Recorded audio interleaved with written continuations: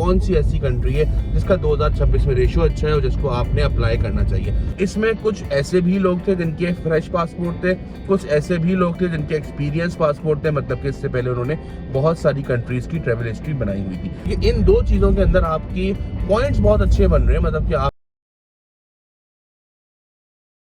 अस्सलाम वालेकुम दोस्तों, उम्मीद है भी तमाम दोस्त खैरियत से होंगे। दोस्तों आज हम जिस टॉपिक के ऊपर बात करने वाले हैं वो बहुत ही ज़्यादा इंपॉर्टेंट है उन लोगों के लिए जो लोग शेंजन वीज़ा अप्लाई करना चाहते हैं, क्योंकि आए दिन हमारे पास कमेंट सेक्शन के अंदर, इनबॉक्स के अंदर एक ही क्वेश्चन आ रहा होता है कि प्लीज़ हमें बताएं कि कौन सी ऐसी कंट्री है शेंजन की जिसका रेशो अप्रूवल का बहुत ज़्यादा अच्छा चल रहा है। अब मैंने सोचा इसीलिए इसके ऊपर एक पूरी वीडियो बना दूं और पूरी डिस्कशन कर लूं ताकि आप लोग जो है आपको भी क्लियर हो जाए कि भाई किस तरह से कौन सी ऐसी कंट्री है जिसका 2026 में रेशो अच्छा है और जिसको आपने अप्लाई करना चाहिए। दोस्तों वीडियो के शुरू में आपको एक इंपॉर्टेंट बात बता दूं और वो ये कि हम रोजाना की बुनियाद पे फ्री वीजा कंसल्टेंसी प्रोवाइड कर रहे होते हैं, जिसके अंदर हम जो है आपकी प्रोफाइल को चेक करते हैं और आपको बताते हैं क्या आपको इस वक्त वीजा अप्लाई करना चाहिए या अप्लाई ही नहीं करना चाहिए। उससे फायदा ये होता है कि फ्री में बहुत सारे लोग जिनका वीजा खत्म हो जाता, मतलब कि रिजेक्ट हो जाता, वो रिजेक्शन से बच जाते हैं। तो नीचे स्क्रीन के ऊपर नंबर आ रहा है, हमसे कांटेक्ट कर सकते हैं। दूसरा एक दोस्तों, आप अगर आपने अभी तक हमारा चैनल सब्सक्राइब नहीं किया तो काइंडली उसको सब्सक्राइब कर लें, क्योंकि आपको आने वाले दिनों में बहुत सारी इंफॉर्मेटिव वीडियो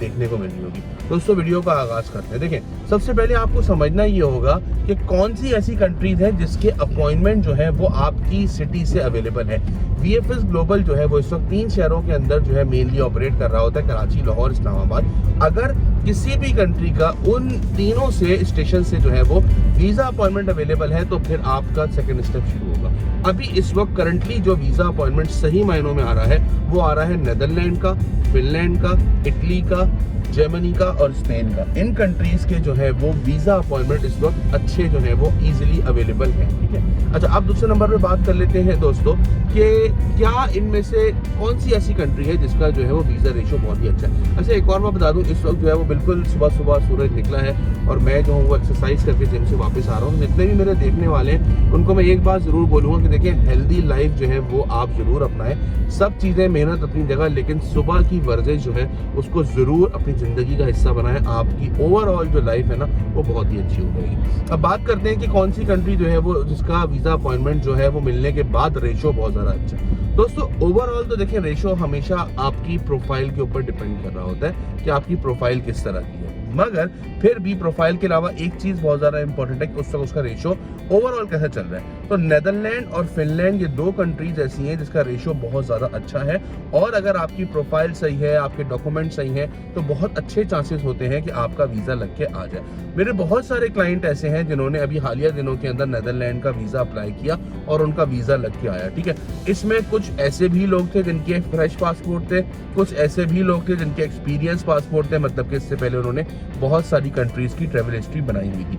अब आपको देखें, समझना ये होगा कि वीजा जो है ना वो किसी लक का हाल नहीं है, बल्कि एक प्रोफाइल को तैयार किया जाता है वीजा अप्लाई करने के लिए। अब वो कैसे किया जाए? अगर हम नेदरलैंड का अप्लाई करते हैं वीजा, तो दोस्तों सबसे पहले आपको समझना होगा कि हर चीज के अपने अपने पॉइंट्स हैं। मिसाल के तौर पे अगर हम बात करें ट्रेवल हिस्ट्री के अपने पॉइंट्स हैं। अगर किसी बंदे की ट्रेवल हिस्ट्री नहीं है, इसका मतलब ये नहीं है कि वो जीरो हो जाएगा, इसका मतलब ये है कि थोड़े से पॉइंट्स उसके कम हो जाएंगे।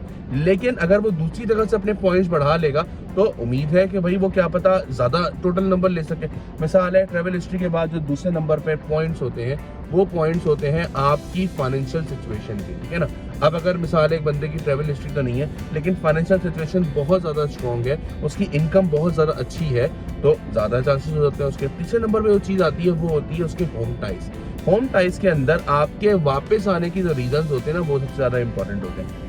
लोग क्या सोचते हैं कि यार मैं देखता हूँ कि मैं क्यों वीज़ा अप्लाई कर रहा हूँ, इस मामले में अगर मैंने वीज़ा ऑफिसर को कन्विंस कर लिया तो वो मुझे वीज़ा दे देगा। देखिए ये भी इंपॉर्टेंट फैक्टर है कि आप क्यों जा रहे हैं, लेकिन क्यों जा रहे हैं से ज़्यादा इंपॉर्टेंट फैक्टर जो है ना वो ये है कि आप क्यों वापस आएंगे।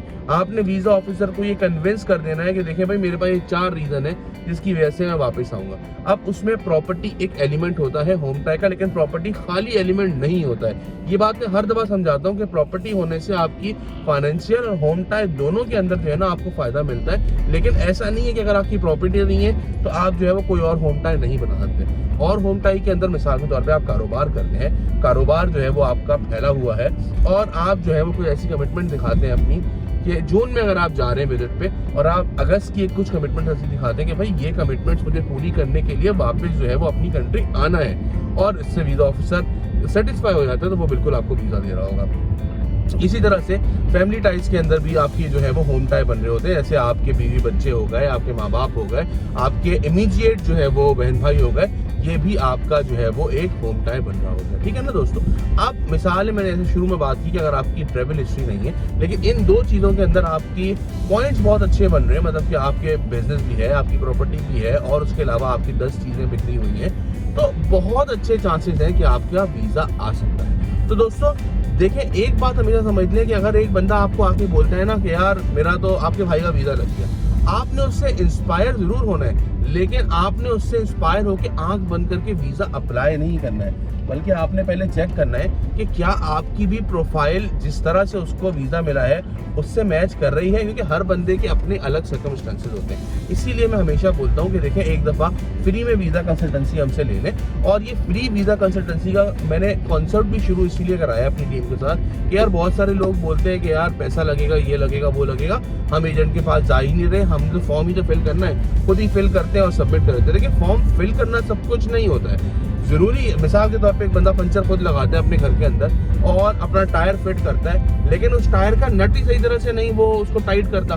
तो जब वो रोड के ऊपर आता है तो एक्सीडेंट हो जाता है, उसका टायर निकल जाता है उसका, शायद वो 150-200 रुपए जो है वो टायर वाले को दे देता तो वो इस लंबे एक्सीडेंट से बच सकता था। ठीक है ना। सेम इसी तरह से विजिट वीज़ा के अंदर भी होता है कि जो एक अच्छा रजिस्टर्ड ट्रैवल एजेंट होता है ना, जैसे हमारी रजिस्टर्ड ट्रैवल एजेंसी है पाकिस्तान के अंदर, कराची में हमारा ऑफिस है गुलशन इकबाल में, तो ऑब्वियसली हम कभी भी इस तरह का केस नहीं लेंगे जिसके अंदर हमें खुद लग रहा हो कि इस बंदे का जो है वो कैंसिलेशन आ जाएगी, रिजेक्शन आ जाएगी। तो दोस्तों मैं उम्मीद करता हूँ मेरी ये वीडियो आप लोगों को हेल्प आउट करेगी, और एंड में भी दोबारा मैं आपको बता दूं कि नेदरलैंड का अच्छा जो है वो इस वक्त विजिट वीज़ा का अप्रूवल चल रहा है, और अगर आप नेदरलैंड अप्लाई करते हैं तो बहुत अच्छे चांसेस होंगे कि आप जो है वो वीज़ा अप्रूवल की तरफ जा सकें। अपना बहुत ख्याल रखिएगा दोस्तों, मिलते हैं अगली वीडियो में। अस्सलाम वालेकुम।